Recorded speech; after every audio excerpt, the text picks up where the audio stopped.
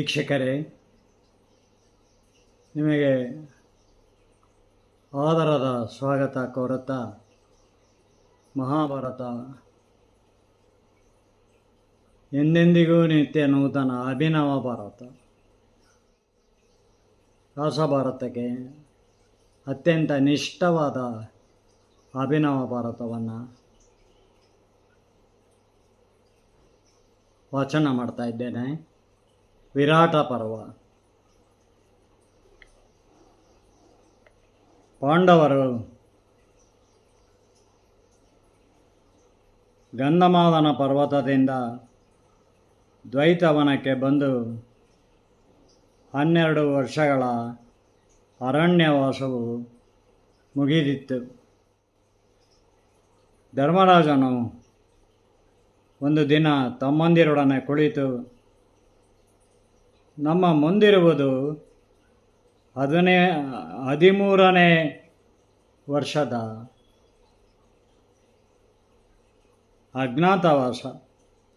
ಈ ಒಂದು ವರ್ಷ ನಾವು ಹೇಗೆ ವೇಷಧಾರಿಗಳಾಗಿ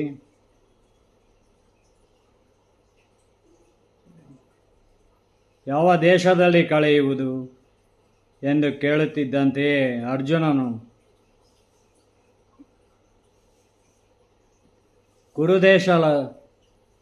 ಕುರುದೇಶದ ಸುತ್ತಲೂ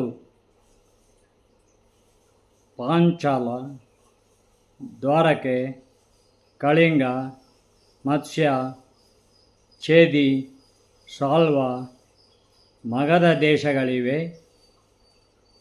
ಇವಲ್ಲದೆ ಪಾಂಚಾಲ ದೇಶವಾದರೆ ಹತ್ತಿರದ ಬಂಧುಗಳಾದ ದ್ರುಪದನು ದ್ವಾರಕೆಯಲ್ಲಿ, ಕೃಷ್ಣನು ಇರುವುದರಿಂದ ನಾವು ಅಲ್ಲಿಗೆ ಹೋದರೆ ಕೌರವರಿಗೆ ತಿಳಿಯುತ್ತದೆ.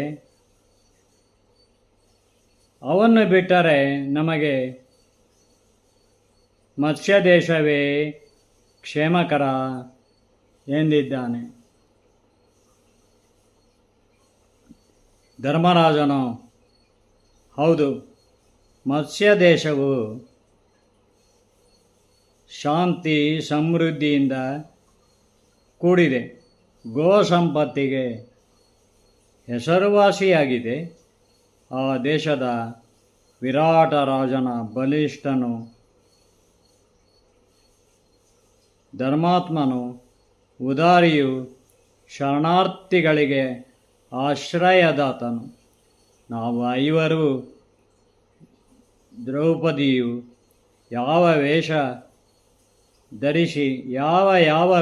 ಧರಿಸಿ ಅವನಲ್ಲಿಗೆ ಹೋಗಿ ಇರಬೇಕು, ಯೋಚಿಸಿ ಹೇಳಿ ಕೇಳಿದ್ದಾನೆ ಧರ್ಮರಾಜ ತಮ್ಮಂದಿರಿಗೆ,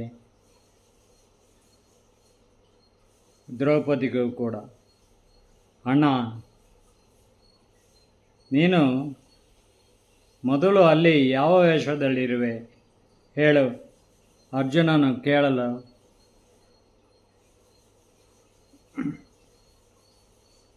ಧರ್ಮರಾಜನು, ನಾವು 5 ಇಂದ್ರಪ್ರಸ್ಥದಲ್ಲಿ ಪಾಂಡವರ ರಾಜಾಶ್ರಯದಲ್ಲಿ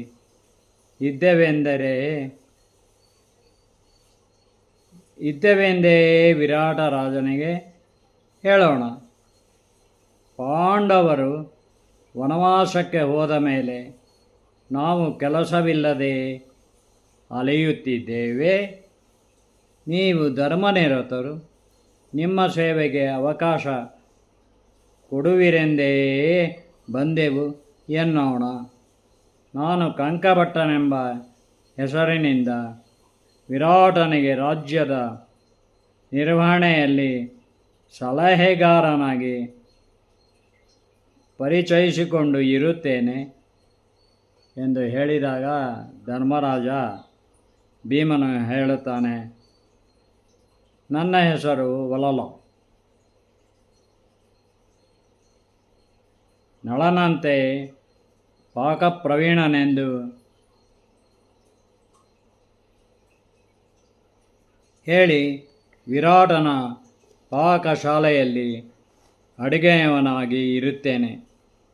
ಆ ಮತ್ಸ್ಯ ನಗರದಲ್ಲಿ ಅನುಭವವುಳ್ಳ ಕುಸ್ತಿಪಟುವಾಗಿ ಆಸಕ್ತಿಯುಳ್ಳವರಿಗೆ ಮಲ್ಲಯುದ್ಧ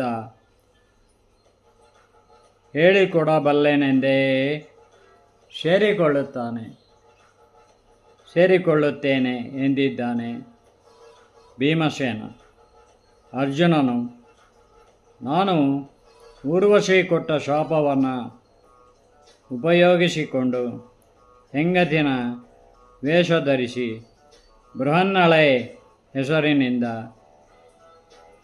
ವಿರಾಟನ ರಾಣಿ ಸುದೇಶ್ನೆಗೆ ಪರಿಚಯಿಸಿಕೊಂಡು ಅಪ್ಸರೆಯರಿಂದ ನೃತ್ಯ ಕಲೆಯನ್ನು ಕಲಿತಿರುವೆನೆಂದು ಹೇಳಿ ರಾಜಕುಮಾರಿಯರಿಗೆ ಆಸಕ್ತಿಯುಳ್ಳ ಅಂತಃಪುರ ಸಖಿಯರಿಗೆ ನಾಟ್ಯ ಕಲಿಸುವ ಶಿಕ್ಷಕನಾಗಿ ಸೇರುತ್ತೇನೆ ಎಂದಿದ್ದಾನೆ. ನಕುಲನು, ನಾನು ದಾಮಗ್ರಂಥಿ ಎಂಬ ಹೆಸರಿನಿಂದ ಆ ರಾಜನ ಅಶ್ವಶಾಲೆಯಲ್ಲಿ ಅಶ್ವಗಳ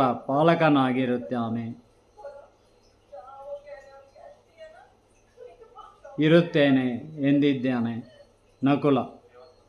ಸಹದೇವ ಹೇಳುತ್ತಾನೆ, ನಾನು ತಂತ್ರಿಪಾಲನೆಂಬ ಹೆಸರಿನಿಂದ ವಿರಾಟ ರಾಜನ ಗೋವುಗಳ ವೈದ್ಯನಾಗಿ ಅವುಗಳ ಸಂರಕ್ಷಣೆ ಮಾಡಿಕೊಂಡು ಇರುತ್ತೇನೆ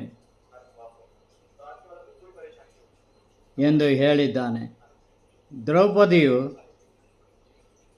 ನಾನು ಸೈರಂಧ್ರಿ ಎಂಬ ಹೆಸರಿನಿಂದ ರಾಣಿ ಸುದೇಶ್ನೆಯ ಬಳಿ ಸೌಂದರ್ಯವರ್ಧಕಗಳ ಪರಿಣಿತಿ ಪಡೆದ ಆಪ್ತ ಸೇವಕಿಯಾಗಿ ಸೇರಿಕೊಳ್ಳುತ್ತೇನೆ ಎಂದಾಗ ಧರ್ಮರಾಜನು, ದ್ರೌಪದಿ, ನೀನು ಸೈರಂಧ್ರಿಯಾದರೆ ನಮಗೆ ಜಯ, ಜಯಂತ, ವಿಜಯ, ಜಯೋತ್ಸವ, ಜಯದ್ಬಲ, ಜಯತ್ಸೇನ, ಜಯದ್ಬಲ ಎಂಬ ಸಂಕೇತನಾಮಗಳು ಇರುತ್ತವೆ. ದೌಮ್ಯರು ಪಾಂಚಾಲ ನಗರಕ್ಕೆ ಹೋಗಲಿ, ನಮ್ಮೊಂದಿಗಿರುವ ಜನರೆಲ್ಲ ಅವರವರ ಊರುಗಳಿಗೆ ಹೋಗಲಿ, ಪಾಂಡವರಲ್ಲಿ ಎಂದು ಯಾರೇ ಕೇಳಿದರೂ ಅವರು ರಾತ್ರೋರಾತ್ರಿ ಎಲ್ಲಿಗೋ ಹೊರಟು ಹೋದರೆಂದೇ ಹೇಳಲಿ ಎಂದು ಹೇಳಿದ್ದಾನೆ. ದೌಮ್ಯರು ಪಾಂಡವರಿಗೆ ಶುಭ ಹಾರೈಸಿ ಪಾಂಚಾಲ ನಗರಕ್ಕೆ ಹೊರಟಾಗ ಪುರಜನರು ಅವರವರ ಊರುಗಳಿಗೆ ಹೋಗಿದ್ದಾರೆ. ಪಾಂಡವರು ದಶಾವರ್ಣದ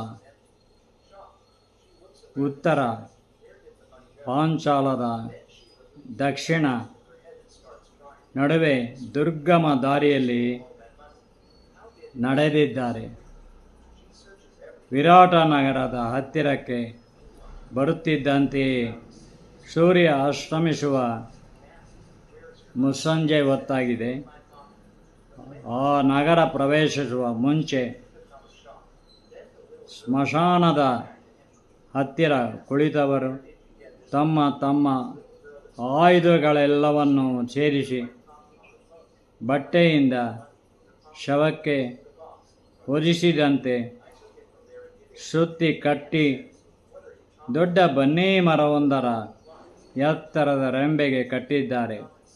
ಆ ಕಾಲದಲ್ಲಿ ಶವವೊಂದಕ್ಕೆ ಔಷಧ ಲೇಪಿಸಿ ಬಟ್ಟೆ ಸುತ್ತಿ ಮರಕ್ಕೆ ಕಟ್ಟುವುದು ಅಂತ್ಯಕ್ರಿಯೆಗೆ ಸೂಕ್ತ ಕಾಲ ಬರುವವರೆಗೂ ಪಂಚಭೂತಗಳೇ ರಕ್ಷಿಸುವುದೆಂದು ಕಾಯುವುದಿತ್ತು. ಹಾಗಾಗಿ ಪಾಂಡವರು ಮಾಡಿದ ಯುಕ್ತಿಯೇ ಅದಾಗಿತ್ತು. ಅಂದಿನ ರಾತ್ರಿಯನ್ನು ಪಾಂಡವರು ಆ ಮರದ ಕೆಳಗೆ ಕಳೆದಿದ್ದಾರೆ. ಮಾರನೆಯ ದಿನ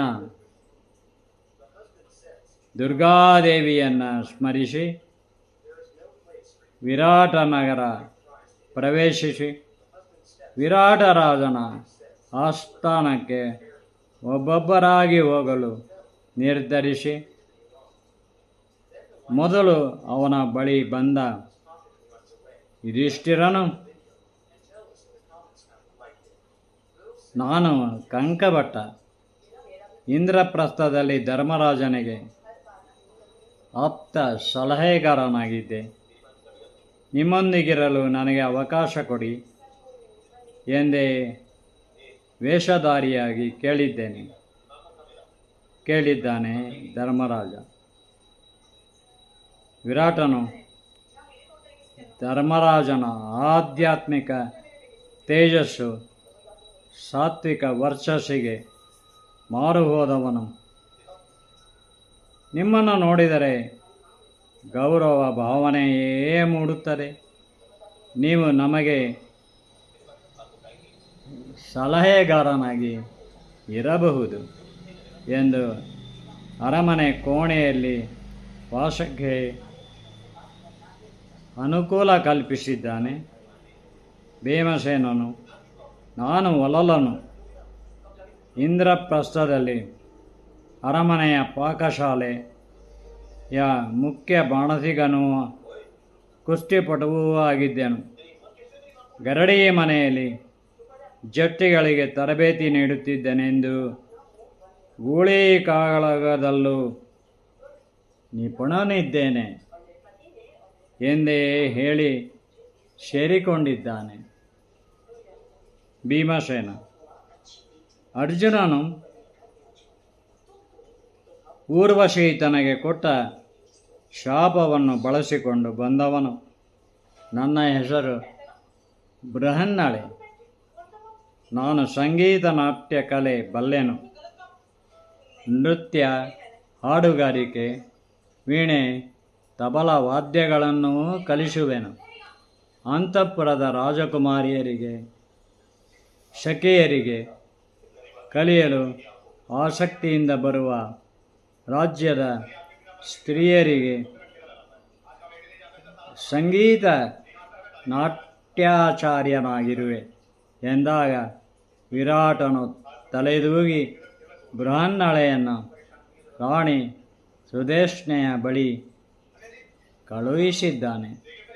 ಸುದೇಶ್ನೆಯು, ಬೃಹನ್ನಳೆ, ನಿನ್ನನ್ನು ನೋಡುತ್ತಿದ್ದರೇನೆ ಅದೇನೋ ಆಕರ್ಷಣೆ. ವಿದ್ಯಾ ವಿಶಾರದೆಯ ಕಳೆಯೇ ನಿನ್ನಲ್ಲಿ ಮೈವೆತ್ತಂತಿದೆ. ನೀನು ನಮ್ಮ ರಾಜ್ಯವು ನೃತ್ಯ ಕಲೆಯಲ್ಲಿ ಹೆಸರಾಗುವ ಹಾಗೆ ಮಾಡುವೆಯೆಂದೇ ನಂಬಿದ್ದೇನೆ ಎಂದು ಹೇಳಿ ಸೇರಿಸಿಕೊಂಡಿದ್ದಾಳೆ ಸುದೇಶ್ನೆ. ನಕುಲನು ವಿರಾಟನ ಅಶ್ವಶಾಲೆಗೆ ಬಂದವನು. ಕುದುರೆಗಳನ್ನು ಪರೀಕ್ಷಿಸುವ ಹಾಗೆಯೇ ನೋಡುತ್ತಿದ್ದಂತೆ ಕುದುರೆಗಳು ಅವನಿಗೆ ಪ್ರೀತಿಯಿಂದ ಸಹಕರಿಸಿ ಬಾಲ ಆಡಿಸುವುದನ್ನು ಕಂಡಾಗ ಪರಿಚಾರಕರು ಅವನನ್ನು ವಿರಾಟ ರಾಜನ ಸಭೆಗೆ ಕರೆತಂದಿದ್ದಾರೆ. ವಿರಾಟನು ಅವನ ಹೆಸರೇನೆಂದು ಕೇಳಲು, ನಾನು ದಾಮಗ್ರಂಥಿ, ಪಾಂಡವರ ಅಶ್ವಶಾಲೆಯಲ್ಲಿ ಮೇಲ್ವಿಚಾರಕನಾಗಿದ್ದೆ. ನನಗೆ ಕುದುರೆಗಳು, ಅವುಗಳ ಜಾತಿ ಲಕ್ಷಣಗಳು, ಅವುಗಳಿಗೆ ವೈದ್ಯಕೀಯ ಉಪಚಾರವು ಗೊತ್ತು. ಯಾವುದೇ ಜಾತಿಯ ಕುದುರೆ ಇರಲಿ ಪಳಗಿಸಬಲ್ಲೆನು. ಪಾಂಡವರು ಕಾಡಿಗೆ ಹೋದ ಮೇಲೆ ಕೆಲಸವಿಲ್ಲದೆ ಅಲೆಯುತ್ತಿದ್ದೇನೆ. ನಿಮ್ಮ ರಾಜ್ಯದ ಅಶ್ವಪಾಲಕನಾಗಿ ಇರುವೆನು ಎಂದಾಗ ಅದಾಗಲೇ ಅಶ್ವ ಪರಿಚಾರಕರಿಂದ ಅವನ ಬಗ್ಗೆ ಕೇಳಿದ ವಿರಾಟನು ತನ್ನ ಸ್ವಂತ ರಥದ ಕುದುರೆಗಳನ್ನು ಪೋಷಿಸಲು ಅವನ ವಶಕ್ಕೆ ಕೊಟ್ಟು ಅವನನ್ನು ಮುಖ್ಯ ಅಶ್ವಪಾಲಕನನ್ನಾಗಿ ನೇಮಿಸಿಕೊಂಡಿದ್ದಾನೆ. ಸಹದೇವನು, ನನ್ನ ಹೆಸರು ತಂತ್ರಿಪಾಲ, ಧರ್ಮರಾಜನ ಗೋಶಾಲೆಯ ಮುಖ್ಯಸ್ಥನಾಗಿದ್ದೆ. ನನಗೆ ಹಾಲು ಕರೆಯುವ ಹಸುಗಳು, ನೇಗಿಲು ಬಂಡಿಗೆ ಹೂಡುವ ಹೋರಿಗಳ ಬಗ್ಗೆ ಅನುಭವವಿದೆ. 10 ಯೋಜನ ದೂರದಲ್ಲಿರುವ ಗೋವು ಮಂದೆಗಳಿಗೆ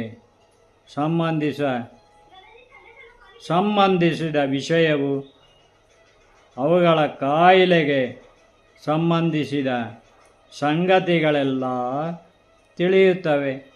ನಿಮ್ಮ ಗೋಶಾಲೆ ಮೇಲ್ವಿಚಾರಕನ ಕೆಲಸ ಕೊಡಿ ಎಂದು ಕೇಳುತ್ತಿದ್ದಂತೆ ವಿರಾಟ ರಾಜನಿಗೆ ಅವನಲ್ಲೂ ವಿಶ್ವಾಸ ಮೂಡಿದೆ.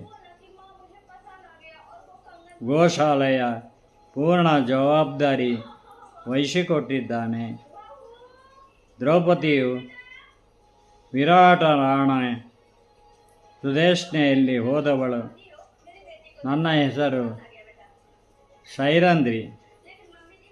ಪಾಂಡವರ ಪತ್ನಿ ದ್ರೌಪದಿಗೆ ಸೌಂದರ್ಯವರ್ಧಕಗಳ ಬಗ್ಗೆ ಸೂಕ್ತ ಸಲಹೆ ನೀಡುತ್ತಾ ಅವಳ ಆಪ್ತ ಸಖಿಯಾಗಿದ್ದೆನು. ಈಗ ನಿಮ್ಮ ಅಂತಃಪುರದಲ್ಲಿ ಇರಲು ಬಂದಿದ್ದೇನೆ.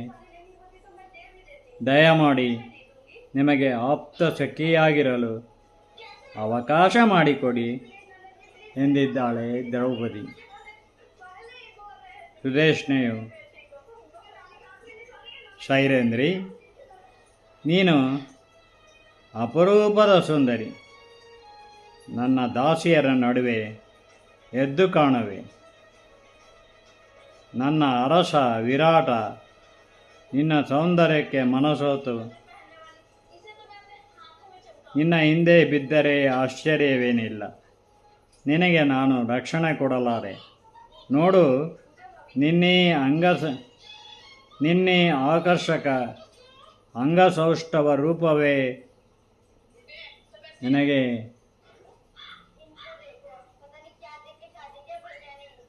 ಶತ್ರು ಆದೀತು ಎಂದು ಎಚ್ಚರಿಸಿ ಹೇಳಬೇಕೇ? ಇದನ್ನು ಮೊದಲೇ ನಿರೀಕ್ಷಿಸಿದ ದ್ರೌಪದಿ ಹೇಳುತ್ತಾಳೆ, ನನ್ನ ಗಂಡ ವಲಲನು ನಿಮ್ಮ ಅರಮನೆಯ ಪಾಕಶಾಲೆಯಲ್ಲಿ ಅಡಿಗೆಯವನಾಗಿ ಸೇರಿದ್ದಾನೆ. ಕಟ್ಟುಮಸ್ತಾಗಿರುವನು, ಮಹಾಬಲಶಾಲಿಯು, ಮಲ್ಲಯುದ್ಧ,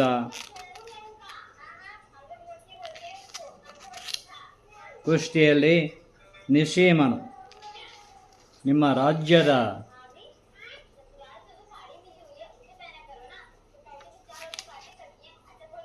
ಜಟ್ಟಿಗಳಿಗೂ ಕುಸ್ತಿ ಹೇಳಿಕೊಡುತ್ತಾನೆ.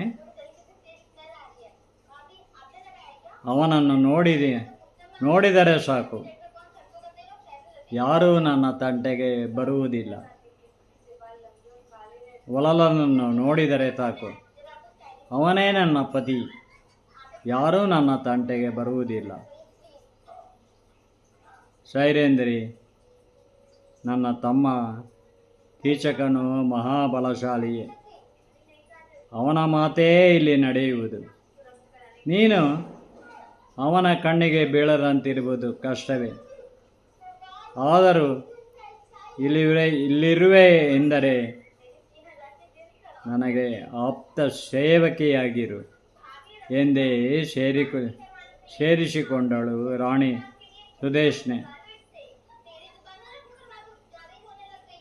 ಅಂತೂ ಪಾಂಡವರು ವೇಷಧಾರಿಗಳಾಗಿ ವಿರಾಟನ ಆಶ್ರಯದಲ್ಲಿ ತಮ್ಮ ತಮ್ಮ ಕೆಲಸಗಳನ್ನು ತೃಪ್ತಿಕರವಾಗಿ ಮಾಡುತ್ತಾ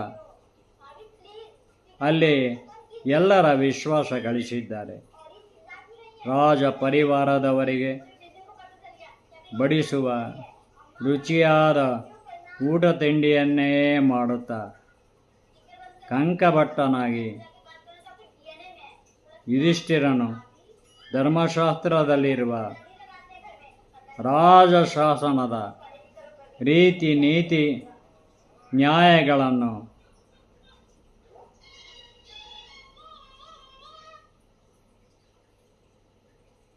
ಆಧರಿಸಿ ವಿರಾಟ ರಾಜನಿಗೆ ಸಮಯ ಸಂದರ್ಭಗಳಲ್ಲಿ ಸೂಕ್ತ ಸಲಹೆ ನೀಡಿ ಮೆಚ್ಚುಗೆ ಗಳಿಸಿದ್ದಾನೆ. ಹಿಂದೆ ವನವಾಸದಲ್ಲಿ ನಳನ ಕಥೆ ಹೇಳಿ ಬೃಹದ್ರಥ ಋಷಿಯು ಕಲಿಸಿಕೊಟ್ಟ ಪಗಡೆಯಾಟದ ಅಕ್ಷಯ ವಿದ್ಯೆಯು ಈಗ ಉಪಯುಕ್ತವೆನಿಸಿದೆ. ವಿರಾಟನಿಗೆ ಪಗಡೆಯಾಟ ಹೇಳಿಕೊಡುತ್ತಾ ಅವನಿಗೆ ಆಟದ ಹುಚ್ಚು ಹಿಡಿಸಿದ್ದಾನೆ.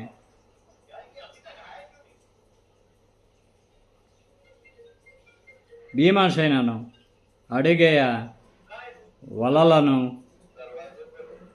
ಸಸ್ಯಾಹಾರಿ ಶಾಕಾಹಾರಿ ಎರಡರಲ್ಲೂ ಪಾಕಪ್ರವೀಣನಾಗಿ ಕ್ಷತ್ರಿಯರಿಗೆ ಮಾಂಸಾಹಾರವು ಸಹಜವೆಂದೇ ಕುರಿ ಮೇಕೆ ಕೋಳಿ ಮೊಲದ ಮಾಂಸವನ್ನು ತಂದರಷ್ಟೇ ಊಟಕ್ಕೆ ಸಿದ್ಧಪಡಿಸುವೆನೆಂದೇ ಹೇಳುತ್ತಾ ಹಬ್ಬ ಹರಿದಿನಗಳಲ್ಲಿ ಸಿಹಿ ಊಟವನ್ನೂ ಕೂಡ ಮಾಡಿ ಬಡಿಸುತ್ತಿದ್ದಾನೆ.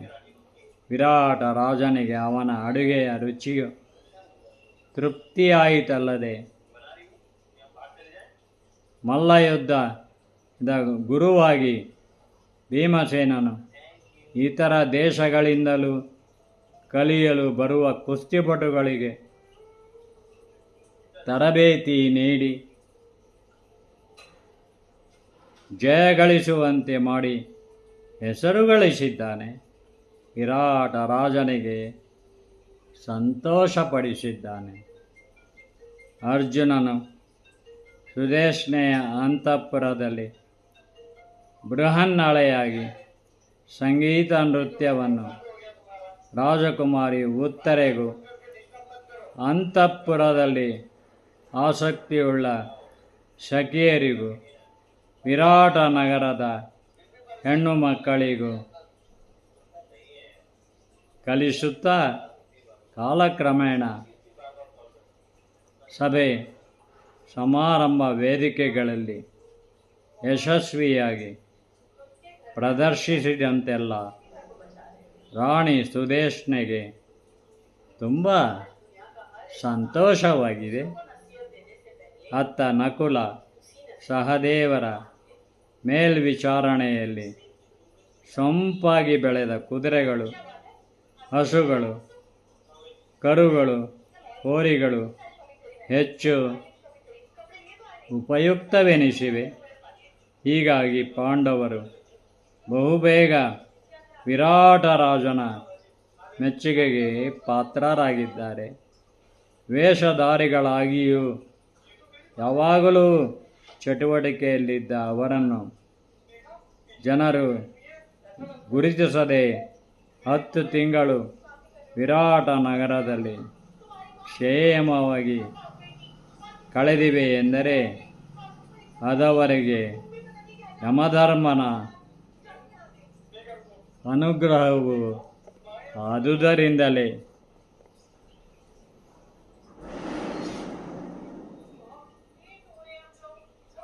ಮುಂದಿನ ಭಾಗವನ್ನು ಇನ್ನೊಂದು ವಿಡಿಯೋದಲ್ಲಿ ನಿಮ್ಮೊಂದಿಗೆ ಭೇಟಿಯಾಗುತ್ತೇನೆ. ಆ ಶ್ರೀಕೃಷ್ಣನ ಪ್ರೇರಣೆ ಇರಲಿ, ಕೃಪೆ ಇರಲಿ.